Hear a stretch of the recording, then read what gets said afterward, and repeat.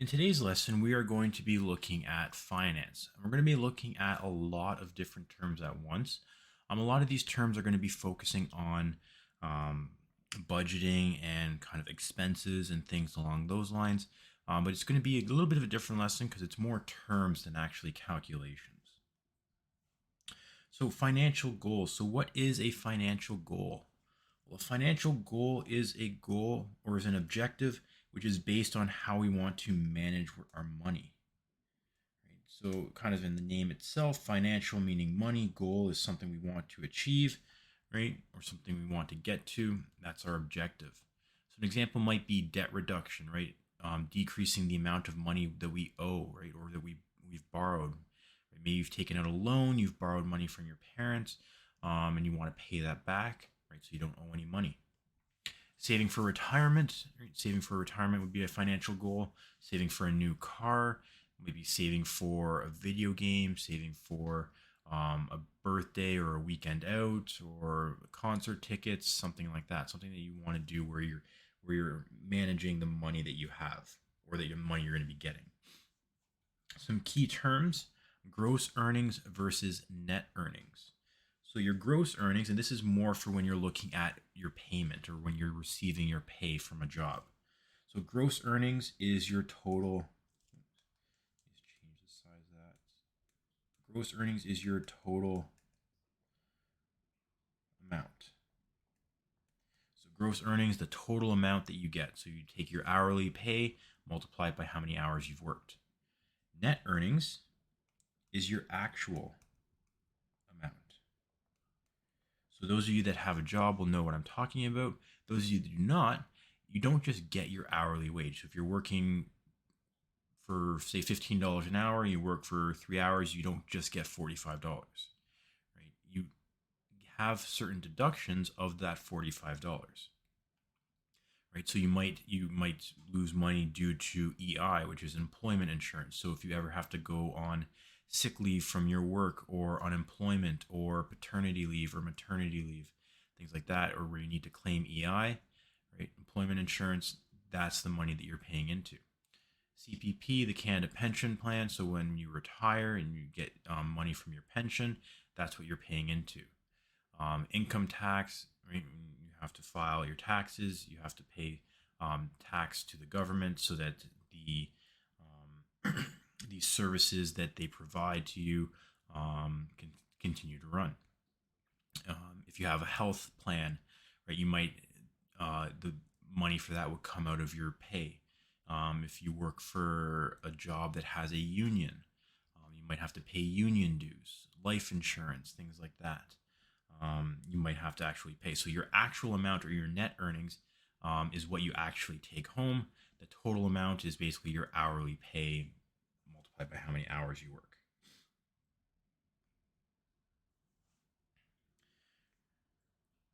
Key terms. So more key terms: short versus long-term savings, right? So again, if we're saving money, having those financial goals, we might have a short-term goal. So maybe that's purchasing a car in the next couple of years when you get your license. Again, it might be for the video game that comes out. It might be for concert tickets that's coming up, right? Or Christmas presents, birthday presents, something like that. Long-term savings, right? So again, that's like long-term goals, things in the future that are years away, right? Maybe it's saving up for a down payment on a house, right? Obviously, you might not be ready to buy a house yet, but in the future, you might be. Saving for retirement, that would be a long-term saving because you're not ready to retire yet.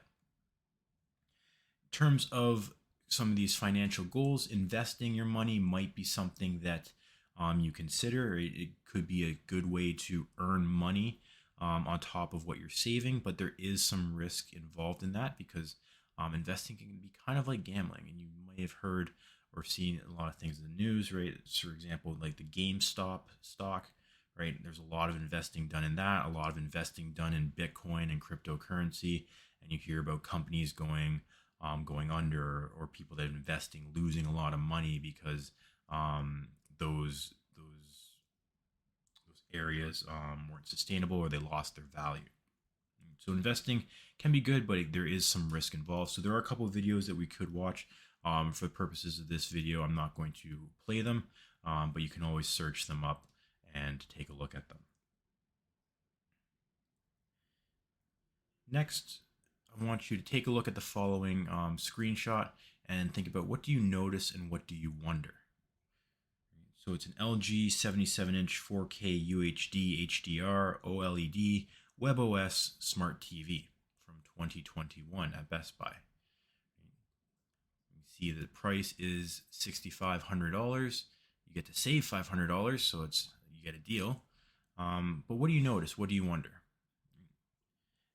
And everyone might notice or wonder something different, but I want to draw your attention to this little portion of the screenshot here,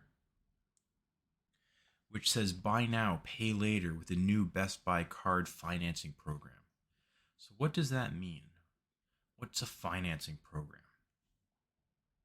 Well, by definition, to finance a purchase, which was what that little portion was saying, you agree to pay for it slowly, or you pay for an item slowly through small payments rather than all at once. So you're going to pay for it, but slowly in small amounts rather than that large sum. And in doing that, you agree to a length of time, an interest rate, an actual payment, so a monthly payment, a yearly payment, weekly payment, whatever it happens to be, and a compounding frequency. So this applies to the interest. So the idea is, even though you're paying for it slowly, you're going to be paying for it over a length of time, and in the end, you're actually going to be paying for more than the item is actually worth, or the value that it's actually worth. So there's kind of a pro and con to this, and we'll talk about the benefits or when it's a good idea. But the idea is, the main thing is, you're not putting down a large amount of money right away. You're doing it slowly over time. But for the ability to do that, you might end up paying more than the actual value. Right? So if it's, say, the $6,500 now up front, if you choose to pay for it over a couple of years, you might actually be paying $7,000. Right? So there's kind of a hidden cost, or a cost associated with the ability to finance a purchase. Sometimes. So when is financing a responsible option? So when you need it, right? When you need the item that you're financing rather than want, but do not have the cash available to pay for it, right? So if it's something you need now, right, and not just like, oh, like I want the latest video game, I need it, right? No, something that you need, like to survive, to continue to live, right? To be to have to continue your job, for your house, or things like that, right? Or your home, food, whatever the case may be, right? So if you need it rather than want it, and you don't have the cash, you can finance. If you have the income to make your payments on the loan, right? So obviously you're going to have to make monthly payments, weekly payments, whatever it happens to be, whatever the terms are. But if you have the income to make those payments, then it's responsible. It's a good idea. Or maybe not a good idea, but it's a responsible idea, right? You can pay off those payments that you've agreed to make. You get a good financing option, right? So you get good, of those terms that we've looked at before, you get good options for that, right? There's a low interest rate. Maybe there's low payments, right? The payments aren't actually that much. Maybe you're only paying $10 more than the item, right? Things like that. So if you get a good financing option, then it might be a responsible idea. Look at the next thing. Right? So the idea that, oh, you could get this 105-inch 4K Ultra HD TV that's $120,000, and there's financing available. You can take 30 years to pay off this TV, right? Rather than pay $120,000 up front, but you're going to be paying interest with it. Right? So is it worthwhile to pay off this TV over 30 years, where in the end, it's probably not going to be worth $120,000? It might not even work by then, and it's definitely going to be outdated. Right? So is this a good option to finance? Probably not. So when is financing a bad option? When you want rather than need something, but do not have the money to pay for it. So the opposite of when it's responsible, right? Is this just something you want? You don't need it, but you want it, right? Then that financing might be a bad option, because you're going to be paying more for it. When the financing options are bad, meaning it'll be very expensive in the end, right? So the idea that we talked about, you're going to end up paying more. In most cases, when you finance, you're going to be paying more in the end, which is kind of the cost of financing. But in some cases, it could be very expensive, right? Paying off that $120,000 TV over 30 years, you're definitely going to be paying quite a bit on it, right? So you might end up paying $200,000 over those 30 years. Is it worth it? No, probably not. You're paying an extra $80,000 in the end. That's not a good option. So this gentleman here didn't get good terms on his loan. He had to give up an arm and a leg for it. So it was a bad financing option. Dangers of financing. So there are some dangers to financing, right? If you are making monthly payments or things like that, but you make your budget so tight, right? The amount of money you can spend, you make it so tight that you might miss monthly payments, right? If you don't have any kind of freedom or any flexibility, oh, something came up, my car broke down, I gotta take money and put it towards that, or I had to go to the doctors, I got sick, I had to take money and put it towards that, or I had to take time off work, right? So I don't have enough money that I might usually have.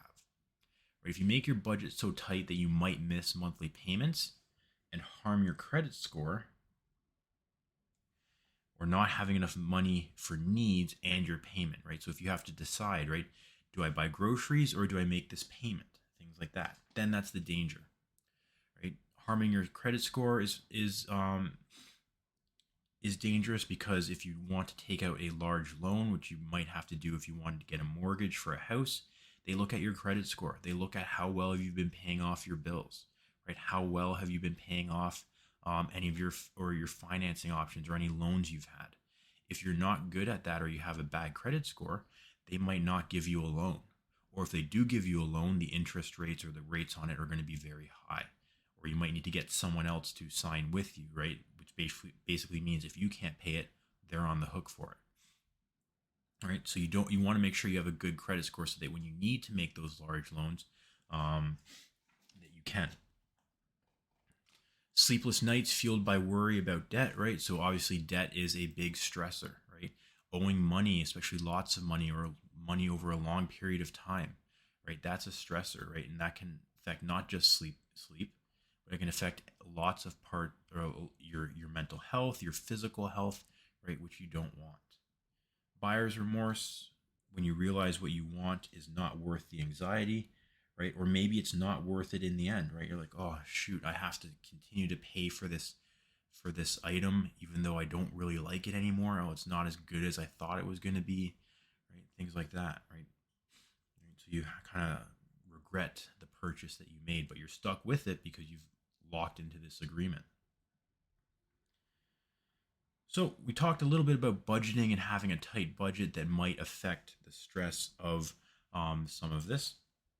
So budgeting tips. Think about when we create a budget, you want to look at the total income. So your total income involves all sources of income that are constantly or consistently paid to you, right? So it's not like, oh, I won $20 on a lottery ticket once. That's part of my income. No, because it's not consistent, right? If you consistently do work, right, things like that, or you have a side business, maybe you make things and sell them, that could be part of your income. If you take like kind of an average, right? But all your sources of income that are consistently paid to you. It is better to underestimate your income, right? So it's better to assume that you're actually getting less than you are. Because then that way, when you get your actual income, you'll actually have more money than you expected. Right? So it's better to underestimate. We want to organize our expenses. So things that we spend money on, you want to organize it into variable and fixed categories. And we'll talk about those in a bit. And it's a good idea to determine what we consider discretionary and non-discretionary expenses. So things that we buy. We want to break that up into categories and think about what we're actually purchasing. And again, we'll talk about that. And it's better to overestimate your expenses. So it's better to overestimate what you're going to have to spend, right? So if you look at your grocery bill, $100 a week, maybe it's better to overestimate and say, you know what, let's assume I'm spending $150 a week. That way, if things go up, prices go up, you buy a little bit more, you're safe. You've kind of covered for that. So it's just kind of planning to make sure that you're covered in different scenarios. So we talked about some key terms like discretionary and non-discretionary. So when we're talking about expenses, discretionary looks at wants. So things that we want. Non-discretionary looks at needs, things that we need, right? So example, things that we want, maybe it's armor for your guinea pig, right? It's a diamond encrusted tea bag. It is a almost $1,000 robotic litter scooper for your cat. It's a $500 Prada silver money clip that looks like a paper clip, right? Those are wants, right? Those are discretionary expenses. Right? Those are things that you might want, not necessarily things you need, right? Needs might be things like your rent payment, your groceries, your car payment or a car, clothing, right? Things like that. Now, again, some of them might be, could be both, right? A car could be discretionary and non-discretionary, right? Just a normal four-door Civic, right? That might be non-discretionary. But if you look at like a brand new Tesla S model that's $120,000, right, or a brand new Corvette, right? Yes, it's still a car, but that might be more of a discretionary expense. It's more something you want. Maybe you don't need the Tesla, you don't need the Corvette. Same with clothing, right? Maybe you're spending on designer clothing. You're buying that $120 Kanye white T-shirt that just looks like a white T-shirt, right? You're buying designer stuff that doesn't look any different because it's you want it, not necessarily because you need it, right? You can buy a white T-shirt anyways. You can buy a Hanes white T-shirt and have it look the same, right? You might see things on the internet of comparing costs for outfits or dress the same way that these actors or these famous people did, but for cheaper, and it looks the same. So the idea versus want versus need. In terms of housing, some key terms that we looked at or we might look at might be utilities. So when we look at housing, utilities refers to things like gas, electricity, water, right? Or hydro. So you pay your gas bill. That might involve like heating your house, heating your water, depending on what it is. Maybe if you're out in the country, you have a propane bill because you run on propane, right, rather than connecting to the electrical grid or things like that, or propane to heat rather than the hydro. Electricity, right, obviously electricity, hydro for your sewage, your water, things like that.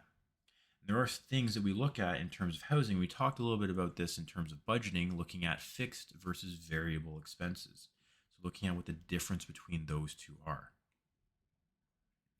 So if we look at this, right, these might be looking at your utilities over a couple months, your gas, your water, your telephone, your rent, your car, and your electricity. So which ones are fixed and which ones are variable? Which ones are fixed expenses and which ones are variable expenses? Well, highlight in yellow are fixed and in green are variable.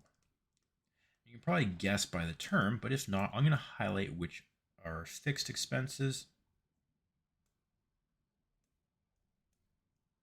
and which are our variable expenses. And then I want you to take a look at what I just highlighted and think about what's the difference.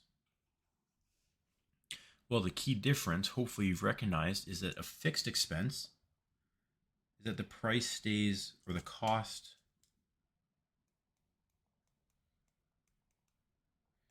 stays constant or the same. If it's fixed, it doesn't change. It stays the same, right? You look at your gas, your telephone, your rent, your car. You're paying the same amount every month, right? Which is true, right? Your cell phone nowadays shouldn't change, right? Everyone has the same amount of data or unlimited data, right? Your rent shouldn't change month to month. Your car payment shouldn't change month to month. Your gas bill doesn't change month to month. It might change like every other month. Maybe if you're paying or you're renting a water heater, which most households do, right? So you might, but it's still staying consistent.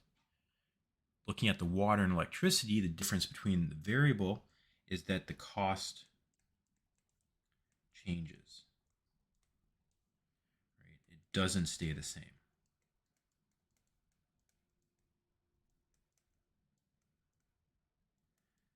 So we look at the cost of water, right? Depending on how much water you use in a month, right? That's going to change the price there. Electricity, depending on how much electricity you use, how often you keep the lights on, running the air conditioner, running the heat, things like that. That might affect, or not the heat, more the air conditioner probably, but that might affect the electricity.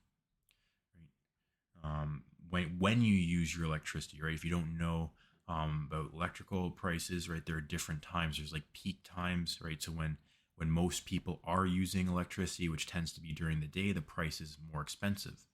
But later at night, prices are lower because not as many people are using electricity, right? Not everyone's staying up late at night, things like that. So that's why sometimes people might do their laundry or things like that later in the night because the price is cheaper to run the appliances.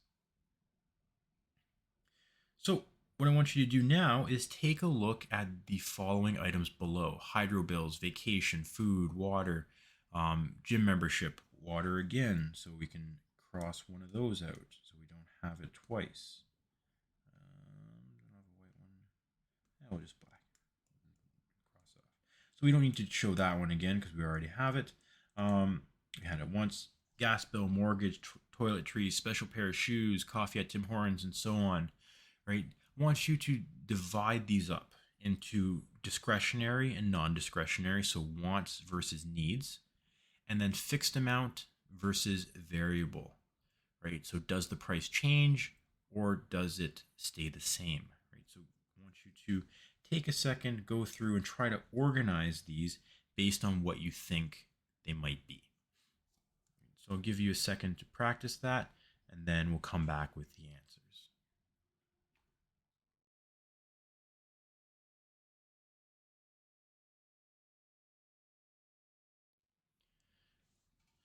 So coming back with the answers, this is kind of how I divided it up.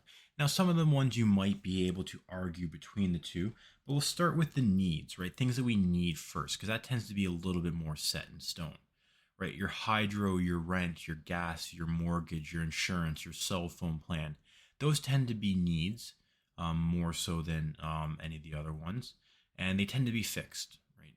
Most cases, those are fixed. The variable needs would be food, water, toiletries, right? You need food, that's going to change day to day, week to week. You need water, or using the water, or your water bills, that's going to change depending on how much you use.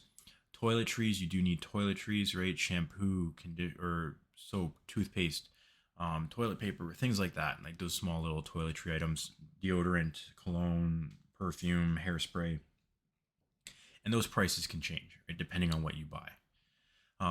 The discretionary or the wants, again, this might vary, right? Your opinion on these might vary. But I would say for the fixed amounts, right, Disney Plus, right, subscription services, that tends to be a fixed amount. Every month it's the same price. Haircut, could say that's more of a want technically. You might say it's a need, right? You want to look professional or you want to maintain a certain hairstyle, but you could always do that at home, right? During the pandemic, that's what a lot of people did. So we can put haircut in the wants. I put it as a fixed amount, right? Generally thinking haircuts don't really change too much in terms of price. You might have a different experience, so you might put that under variable, or you might say, nope, you're wrong. It is a need. I do need to get my haircut. Variable, wants, right? Vacation, right? Unfortunately, even though we might need a vacation, it's not necessarily something that we can always have, right? Technically, we don't need a vacation to live, or to, you might, again, you can argue that, but I would say it's more of a want, right? You get the weekends off, that might be a vacation enough, but going away on vacation, going on a trip, right? That might be a want. Variable because it changes in price. It's not a fixed price.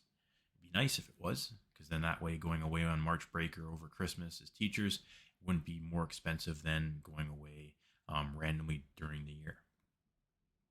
Special pair of shoes, right? So again, that's a variable, that's a want, right? Yes, shoes might be a need, like under clothing, but if you want that special pair of shoes, that the designer brand, those rare Air Force Ones or that rare color scheme, things like that, right? That's more of a want. And again, variable because the amount could change. Coffee, more of a want, right? Especially if we're talking about coffee at Tim Hortons. I put variable. You could say fixed because the price of coffee doesn't change. I took coffee as just going to Tim Hortons, so that might change depending on what you get. Video game consoles, right? Different video game consoles, variable amount, different pricing, things like that. Again, you might argue that all video game consoles kind of cost the same or terms of video games, but I would argue it's probably more variable. iPad is more of a want. You don't need an iPad. That again could probably be fixed amount if it's one price, but different iPads come out, different models, so it changes. But maybe because you're only buying it once, right? You're not buying an iPad every year. It probably might be considered at a fixed amount. Going to dinner with friends, that's variable, right? It's a want, not necessarily a need. Tickets to concerts, right? That's definitely a want rather than a need. You don't need tickets to Taylor Swift to continue to live, right? That's more of a want. That's not a need. Comics, again, same idea. That's a want, not a need. Prices can change depending on what comics you buy, how many you buy, so that's variable. Again, some of these things might differ, but the idea is that you have different categories for different expenses. Banking and loans, so borrowing money. So if we have to borrow money, right, going back to some of that financing idea, it's important to understand that when you borrow money, different interest rates, different lengths of borrowing times, and different loan amounts have an effect on the overall cost of a loan. Right, so the amount of money. So that's what we kind of talked about. You want to have good options or good parameters, as we call it, loan parameters, so that you're not paying an exorbitant amount in the end that's more than the actual value. Right, so for an example, a loan may be taken out to buy a used car for $9,000 at 3.5% for 4 years. So the parameters are a principal, so how much you're actually taking out, which is $9,000, or how much money you're borrowing, the interest rate, 3.5%, and a term of 4 years. Where loans are concerned, the ban often applies to what is known as compound interest. Right? So what we're actually looking at applies to compound interest, which is applied more often. That should be the bank. So you earn compound interest on your loan, so that's applied monthly, quarterly, semi-annually, whereas simple interest tends to be applied just once per year. But banks tend to use compound interest. That way they can kind of charge you more. That's kind of their way around it. Unfortunately, it's not very nice, but that's kind of how it runs. So unless you can get better options somewhere else, you're kind of stuck with having to deal with the banks. Many financial institutions offer an online loan calculator as a tool to compare how changing those parameters can change the overall cost of a loan. We mentioned the two types of interest. Simple interest is a form of interest calculated on the principal and the total time period. So this is the simplest type, just in terms of general understanding of it. Fortunately, it's not what banks use, but it does help us get an idea of simple interest and interest in general. So to calculate simple interest, use the formula I equals PRT. I represents the interest earned. P represents the amount invested or in an account. R represents the interest rate expressed as a decimal. And T represents the time in years. So let's use this scenario. You have deposited $1,000 in a new student account at the bank. The bank applies simple interest at a rate of 3.65% per year. If you make no further deposits or withdrawals from your account, how much interest will you earn in 1 year? So looking at this, we're going to use that formula from that last slide that I have over here. And we're going to look for a couple things. We don't know. We don't know what our interest is. That's what we're going to calculate. Our P is our principal. What do we start with? How much do we have in our account? We have $1,000. R represents the rate, or 3.65%. But we divide that by 100 to get the decimal. Right? That's how we convert from a percent to a decimal.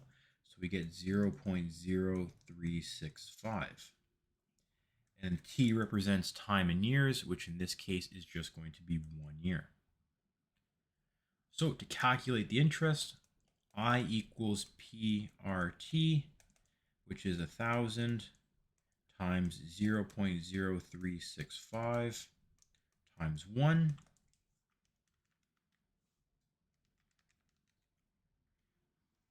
And we get 36.50 or $36.50.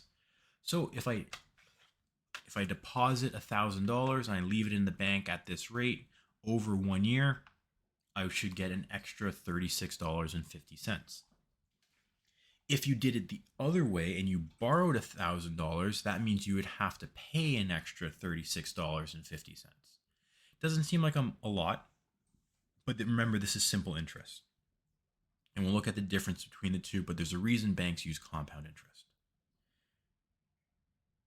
So thinking about it, what would you choose? $10,000 in an account with simple interest at 7% for 10 years? Or $10,000 in an account with compound interest at 7% for 10 years? So the key difference between the two is compound interest versus simple interest. Which one would you want? You might not know because you might not know the difference between the two, which is okay because that's what we're going to look at. The difference between the two, and again, going back to that question, we see the two differences. Simple interest is in the straight line. Compound interest is in the curved line. Compound interest uses a different formula. If we look at simple interest, basically it's earning the same amount every single year. Always $700 every year. Compound interest increases more than that. We start off the first year with $700, but we add more the following year, and the year after, and the year after, and the year after. So compound interest builds on top of the interest you've already earned. Right? The long and short of it is simple interest only refers to this value when it's calculating your interest. Compound interest looks at what you have. So for year 2, it'll look at this value and calculate interest. For year 3, it'll look at this value and calculate interest. Year 4 will look at your year 3 value and calculate the interest. Right? So you earn more money because you're earning interest on top of the money you've already earned. So when you're saving money, you would much rather compound interest because you're going to end up earning more, as we see in our graph. Right? And you see in the table, after 10 years, you've earned almost $3,000 more for doing nothing. On the flip side, if you're borrowing money, you'd rather not compound interest because that means you're going to end up paying more over time compared to simple interest. Right? So it's a kind of double-edged sword. Banks like to use compound interest because they can charge you more. And on the flip side, you can earn more when you save. However, the difference in interest rates is kind of what gets you.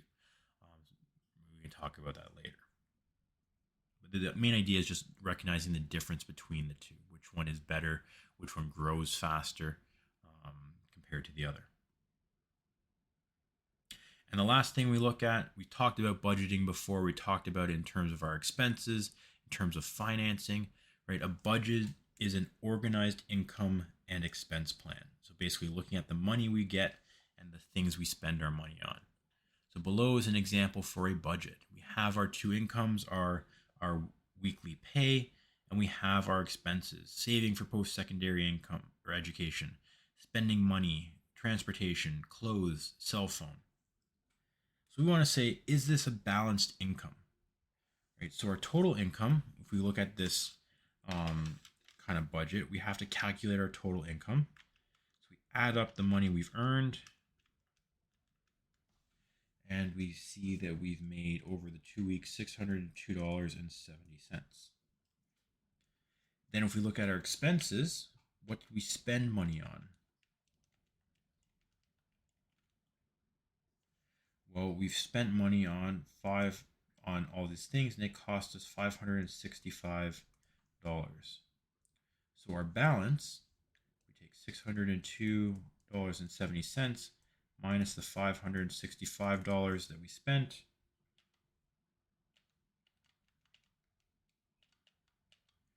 and we end up in the positive 37.7. So is this a balanced budget? Why or why not? So this budget is not balanced. So this is not balanced. And you might say, well, why is it not balanced? I'm not in the red, right? I'm not spending more money than I'm earning. But the idea of a balanced budget is that what you make is equal to your expenses, right? So we have an extra $37.70 that we're not accounting for, right? So it has to go somewhere, right? It could go somewhere, just simply put savings. Maybe you put savings in for $37.70. Then it would be balanced, right? What we brought in, we've expensed. So it wouldn't necessarily be a balanced budget. Now, it's a good budget, right? So it is good, right? Because we have more money that we're making. So in that sense, you could argue that it is balanced, right? So it's balanced. So it's not balanced, we'll say, in a good way.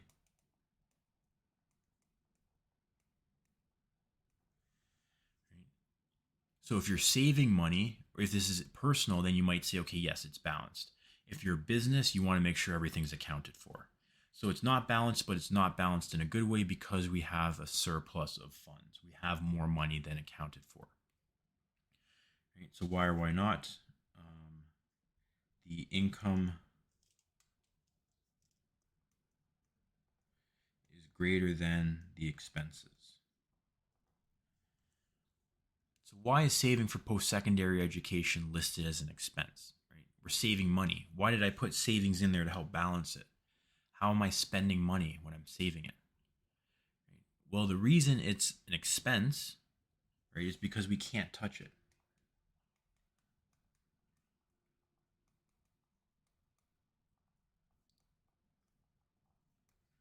Right? We can't touch the saved money. If I put money into an account for saving it, I'm assuming that I can't touch it. It's already been spent, so to speak. Right? I don't have access to it anymore. Right? Or I'm making sure I don't have access. So we don't have access to it anymore. It's in a different account. We've essentially spent it by saving it. Right? So that's why it's considered an expense. It's where the money's going. So that is some terms, a lot of terms, in terms of financial or in terms of finances. So please make sure you're okay with those terms. Go back and review them. Take a look at the examples that we did, just so that you're comfortable with them when we bring them up again. Right? So I know it was a lot of information at once. So take some time to go back and just take a look at it again, just if you're a little bit confused on any of the terms.